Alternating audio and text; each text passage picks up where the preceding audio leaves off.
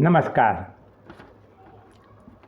आज आप सब आध्यात्मिक ज्ञान के जिज्ञासु हो और आपको भी आध्यात्मिक बातें सुनने का इंटरेस्ट है। इस संबंध से आप सबका इस चैनल पर स्वागत है। आज की हमारी ज्ञान चर्चा का विषय है भगवान की विलक्षण कृपा। भगवान की कृपा को विलक्षण क्यों कहते हैं, उसके बारे में आज हम चर्चा करेंगे। कृपा तो हम पर सबकी होती है, माँ बाप की भी होती है, फिर भी विलक्षण क्यों, उसके बारे में आज हम चर्चा करते हैं। हमारे समक्ष जगत भी है, नज़र समक्ष है, और भगवान भी हमारी नज़र समक्ष है। फर्क सिर्फ इतना ही है कि जगत हमें 5 ज्ञानेंद्रिय मन बुद्धि से अनुभव में आता है। हम देख सकते हैं, सुन सकते हैं, मन से सोच सकते हैं, बुद्धि से समझ सकते हैं। सब कुछ जगत में जो भी भौतिक चीज़ है, सब कुछ हमारी समझ में आने वाली चीज़ है। जबकि भगवान नज़र समक्ष है, फिर भी हमारी नज़र समक्ष है, फिर भी हमारी मन बुद्धि से उसको अनुभव नहीं किया जा सकता है। भगवान मन बुद्धि इंद्रियों सबसे परे है। जगत के जितने भी पदार्थ हैं वो सब विकारी विनाशी है, और उन सबको काल और स्थान का बंधन है। मतलब कि कोई वस्तु कोई काल में उपलब्ध होती है, कोई काल में नहीं होती है। आज से 500 साल पहले जो उपलब्ध थी वो आज नहीं है। कोई वस्तु एक जगह पे उपलब्ध होती है, वो दूसरी जगह नहीं होती है। जैसे कि हिमालय अगर देखना है तो भारत जाना पड़ेगा।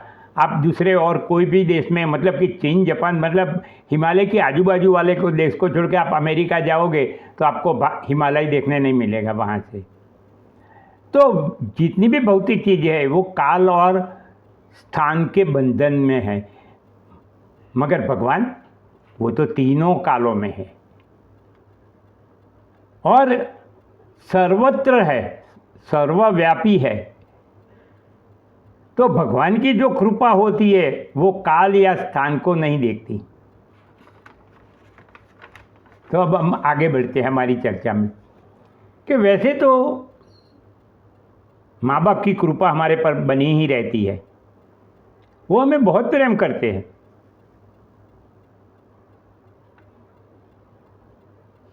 तो हमें भगवान की कृपा भी, हमारे माँ बाप की कृपा के साथ साथ हमारे पर भगवान की कृपा भी बरसती रहे, इसलिए हमें भगवान की भक्ति करके उनको प्रसन्न रखना चाहिए। हमें भगवान से दूर नहीं होना है। माँ बाप को कभी भी कोई पसंद आता है कि उनका संतान दूर रहे उनसे, तो भगवान से भी हमें दूर नहीं रहना है, उनकी भक्ति करना है, उसको प्रेम करना है। तो अब हम ये देखते हैं कि माता पिता और भगवान की कृपा में फर्क क्या है। माता पिता भी कृपा करते हैं, भगवान भी कृपा करते हैं, तो कोई फर्क है क्या? है। जैसे कि माता पिता हमेशा हमारे साथ रहने वाले नहीं हैं, कभी ना कभी वो हमको छोड़ के जाने ही वाले हैं और हमें उनकी कृपा से वंचित होना ही पड़ेगा। मगर भगवान हमारे साथ सदा ही रहने वाले हैं। इस जन्म में ही नहीं, अगले जन्मों में भी, जब तक हम मोक्ष प्राप्ति करके दूसरा शरीर ना ले तब तक वो हमारे साथ रहने वाले हैं। तो भगवान को काल का भी बंधन नहीं है, माता पिता को है। दूसरा, समर्थता, कि हमारे माता पिता को पता भी ना हो कि हमारा दुख क्या है, और अगर वो हम कहे भी उनको तो वो दुख हमारे साथ दुखी होंगे और कोशिश भी करेंगे हमारा दुख दूर करने की, मगर हो सकता है कि उनके पास वो दुख दूर करने की कैपेसिटी न भी हो, वो समर्थ ना हो सके। वो बेचारे लाचार रह के देखते रहते हैं, हमारे दुख में सहभागी होते हैं, मगर कर सकते कुछ नहीं है, जबकि भगवान सर्वसमर्थ है, वो कुछ भी कर सकते हैं। एक दूसरी बात कि माता पिता शायद हो सकता है कि हमारे दुख के बारे में जानते भी ना हो, हमने जब तक नहीं कहा, मगर भगवान तो हमारे दुख के बारे में हम कहे या ना कहे जानते ही हैं। और तीसरा सूरज है, भगवान हमारे प्रेमी है, माता पिता भी प्रेमी हैं, मगर वो सदा नहीं रहते। भाई बहन कुटुंब मित्र सगे वाले सब हमारे प्रेमी हैं, मगर उनके प्रेम का भरोसा नहीं, समय समय पर पलट जाता है। कोई भी किसी का भी प्रेम कभी भी स्थिर नहीं रहा, सिर्फ एक भगवान के साथ जो हमारा प्रेम है वो स्थिर है। भगवान हमसे कभी दूर नहीं जा सकते और हमारे पर कृपा बरसाए बिना रह नहीं सकते। तो भगवान की कृपा में विलक्षणता क्या है वो हम देखते हैं अभी, कि भगवान सर्वज्ञ है। सर्वज्ञ इसलिए सब कुछ जानते हैं, वो सब कुछ जानते हैं इसलिए वो हमारे जो दुख है, हमारे जो प्रॉब्लम है, इसके बारे में तो वो जानते ही है। इतना ही नहीं, हमारे सामने आने वाले भविष्य में जो दुख और प्रॉब्लम है उसके बारे में भी वो जानते हैं। और जानते हैं इतना ही नहीं, अगर हमने उनको भक्ति करके प्रसन्न रखा है तो। हाँ, एक बात है, भगवान किसी का भाग्य नहीं बदलते। अगर हमारे भाग्य में दुख आने वाला है तो वो आने ही वाला है, मगर भगवान हमें ऐसी बुद्धि देते हैं और ऐसे संजोग खड़े कर देते हैं कि हम जब वो दुख आए वो दुख को आसानी से दूर कर सके, वो प्रॉब्लम का सॉल्यूशन ला सके।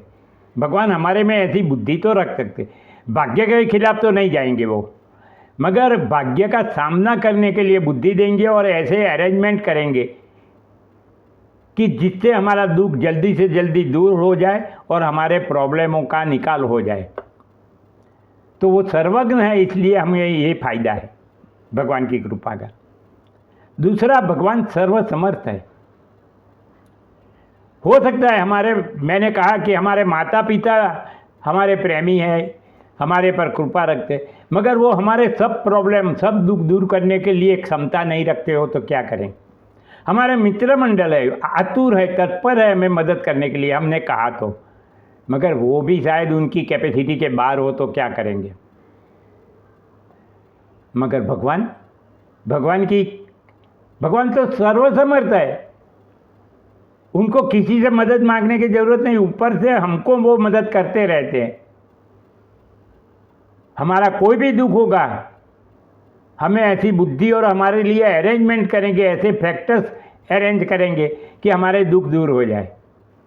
हमें शक्ति भी देगा, बुद्धि भी देगा कि जिससे हम वो समस्या का सामना कर सके। तो भगवान सर्वसमर्थ है। तीसरा, भगवान सूरज है। सूरज का मतलब वो हमारे असली प्रेमी हैं, हमारे असली मित्र है। आप भगवान को प्रेम करो या ना करो, भगवान आपको प्रेम करते ही हैं। आप भगवान को प्रेमी मानो या ना मानो, भगवान आपको प्रेमी मानते ही हैं। ये अवश्य मान लो कि आप भगवान से कितना भी दूर जाना चाहो, आप नहीं जा सकोगे। भगवान आपके नज़र के समक्ष रहेंगे, आपके साथ रहेंगे। हाँ, आप नहीं देखते हो, नहीं अनुभव करते हो, नहीं मानते हो, वो अलग बात है, वो आपके अहंकार का परिणाम है। मगर भगवान तो आपको प्रेम करते हैं और आपके साथ रहने वाले हैं। दूसरी बात, हमारा प्रेम भगवान के लिए स्वार्थी हो सकता है। हम कुछ न कुछ मांगने के लिए ही भगवान के पास जाते हैं, मगर भगवान का हमारे प्रति जो प्रेम है वो निस्वार्थ प्रेम है। तो ये हो गए तीनों। मेरे भाइयों बहनों, मैंने ज्ञान चर्चा शुरू की है और मैं सिर्फ ज्ञान चर्चा के सिवा और कोई बातें नहीं करता हूँ और एक की एक बात रिपीट भी नहीं करता हूँ। न मुझे टाइम वेस्ट करने का शौक है। हाँ, मैं भक्ति की भी बातें करता रहूँगा, मगर ज़्यादातर मैं ज्ञान के बारे में ही आगे बढ़ूँगा। अगर आपको आध्यात्मिक ज्ञान की जिज्ञासा है, कुछ न कुछ जानने की इच्छा रखते हो आप, और जो आपको कहीं भी सुनने नहीं मिलने वाला है, आपके साथ भक्ति की बातें होती रहेगी मगर कोई तो आपको ज्ञान चर्चा से वो नहीं सुनाएगा, तो आप इस चैनल को अब भी अवश्य सब्सक्राइब कीजिए और आपके जैसे आध्यात्मिक ज्ञान के जिज्ञासु मित्रों को भी इस चैनल को सब्सक्राइब करके सुनने को कहिए। ये ज्ञान यज्ञ मैंने शुरू किया है, मेरा कोई अंगत स्वार्थ नहीं है। मेरी उम्र 75 साल है, अब मेरा स्वार्थ क्या रहेगा। तो मेरे पास जो ज्ञान है, मैंने उपनिषदों का बहुत अभ्यास किया है और उस पर से जो मैंने तारण निकाला है कि सब उपनिषद क्या कहना चाहते थे, भगवत गीता क्या कहना चाहते, उसको सरल भाषा में आपको मैं कह रहा हूँ। तो ये ज्ञान यज्ञ मैंने शुरू किया है, आप इसमें भी जुड़ जाओ। आपके जैसे 100 सब्सक्राइबर लाओ, मुझे 5-6 हज़ार कमिटेड श्रोता मिलेंगे तो मैं बहुत कुछ कहूँगा। इसके अगला वीडियो सुनना ही आप, चलो सब्सक्राइब मत करना, मगर इसके बाद आने वाला भी वीडियो सुनना, जिसमें मैंने सब उपनिषदों का तारण दिया हुआ है और वो भी सरल भाषा में। तो आप भी जुड़ो, आपके जैसे मित्रों को भी जुड़ने को कहो और 100 सब्सक्राइबर जोड़ के ज्ञान यज्ञ में भी हिस्सेदारी लो। तो अब बात यह है कि भगवान हमें प्रेम करते हैं, हम माने या ना माने वो अलग बात है। हम भगवान पर भरोसा करें या ना करें, मगर भगवान हमारे पर भरोसा करते हैं। एक बात याद रखो, संसार में कोई भी विश्वास पात्र नहीं है। माँ बाप के सिवा कोई भी विश्वास पात्र नहीं है। आपने खुद ने भी देखा है, भाई बहन भी उम्र जाते हुए जब अपने संसार में लग जाते हैं तो वो भी कुछ न कुछ अपने स्वार्थ की भावना तो रखते ही है। अरे कुछ नहीं तो वो अपना अहंकार भी रखते हैं कि मैंने कहा और नहीं सुना, कुछ न कुछ तो उनका रहता है।